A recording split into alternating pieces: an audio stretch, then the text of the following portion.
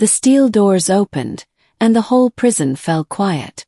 2 FBI agents in dark suits walked straight through the main hall, past rows of cells and staring faces. Their shoes clicked on the floor like a clock counting down. The control desk, a red light flashed. Keys turned. Gates slid open. Every guard watched. Inside the visiting room, a man in a tan prison uniform sat at a table with his hands folded, a tiny smile on his face. His name was Victor Cole, and even from behind bars people whispered that he was a gang boss who still pulled strings on the street. Agent Nora Hayes laid a brown folder on the table. Agent Daniel Brooks stood by the door. The folder was thick, too thick, and Victor's smile faded when he saw it. Nora didn't sit. She said, calm and clear, "Victor, we have your voice giving the orders. We have the money trail. And we have your friend's testimony." He flipped. Victor's eyes twitched.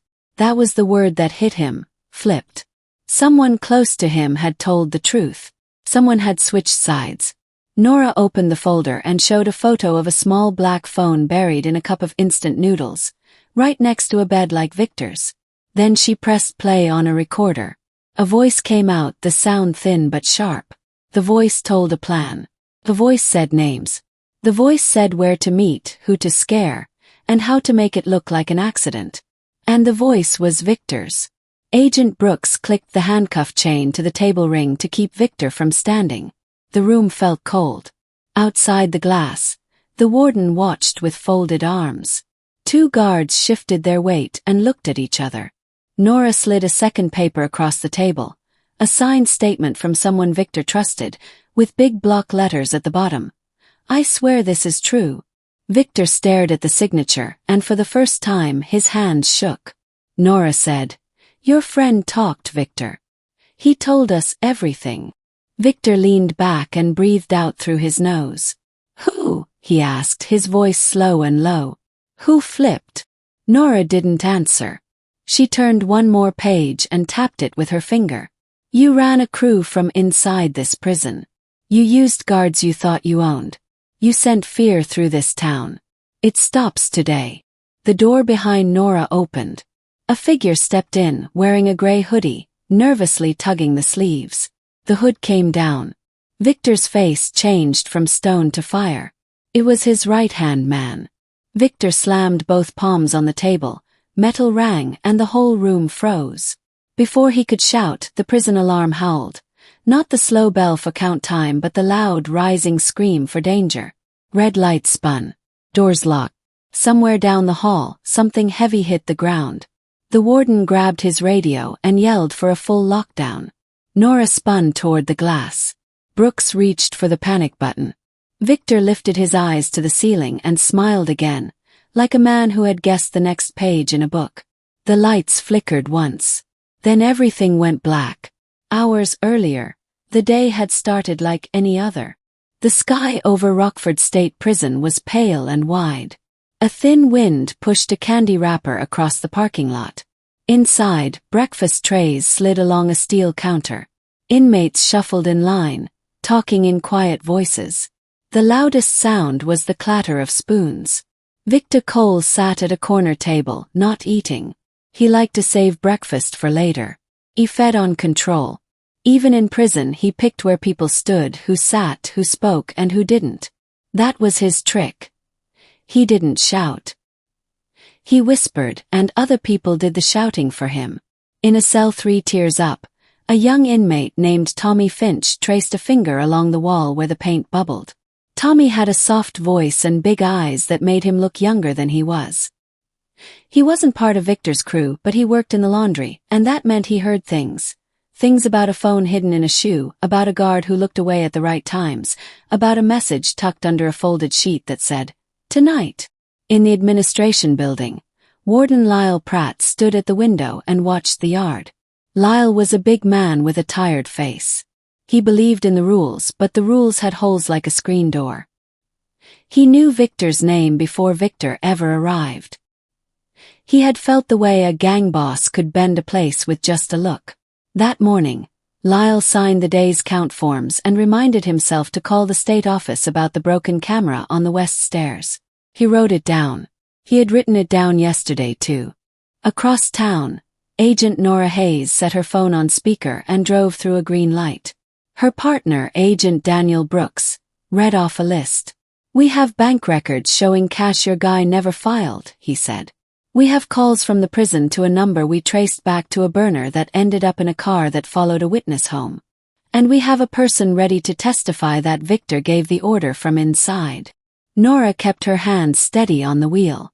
"You trust the flip?" she asked. Brooks paused. "Yeah," he said. "He's scared. But the story is clean. Names, dates, details only an insider would know." Nora nodded once. She had seen this pattern before. On the street, people looked up to bosses who could promise protection, until the price got too high or the fear got too thick. Then one day, someone decided they had been brave long enough and told the truth. At noon count, the prison felt like a held breath. Guards stood in front of each cell and called numbers. The numbers came back in order, row by row. Somewhere a radio hissed. Then the locks slid closed again, and the hum of the building returned. Victor's crew moved like a small tide, slow, steady, always touching the same corners.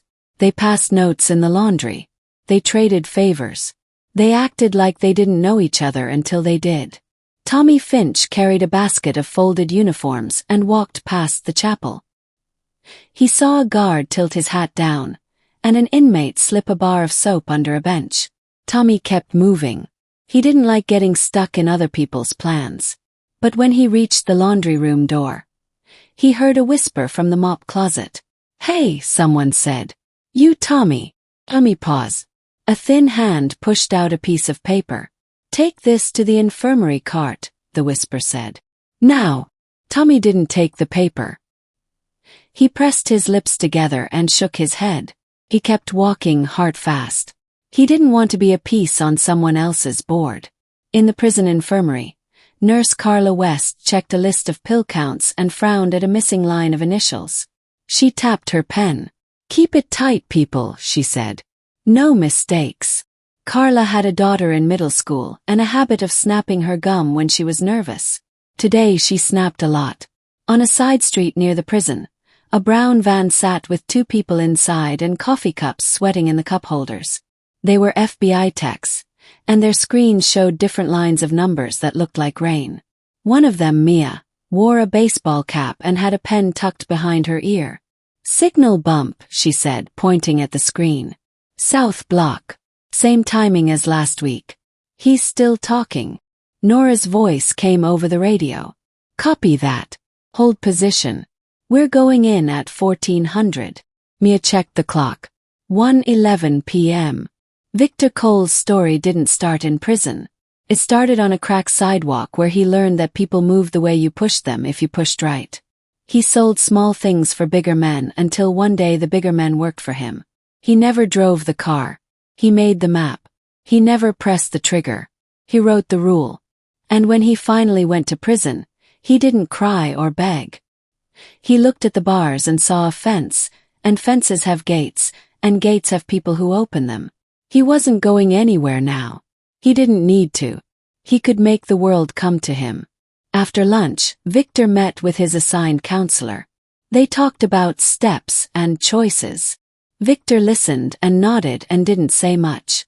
When he walked back to his tier, a folded letter waited on his bunk, stuck under his pillow like a bedtime story. He opened it with careful fingers. Inside was a single line. "They're coming." He didn't show the letter to anyone.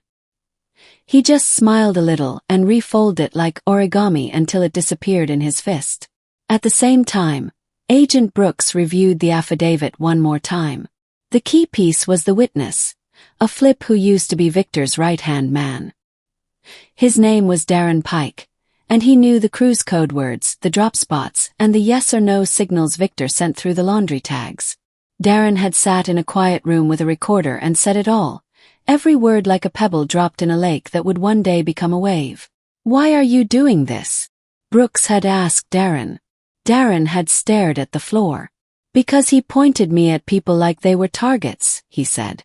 "Because I was tired of being a ghost. 'Cause my kid asked me if I was a bad guy. How is that possible? Nora asked.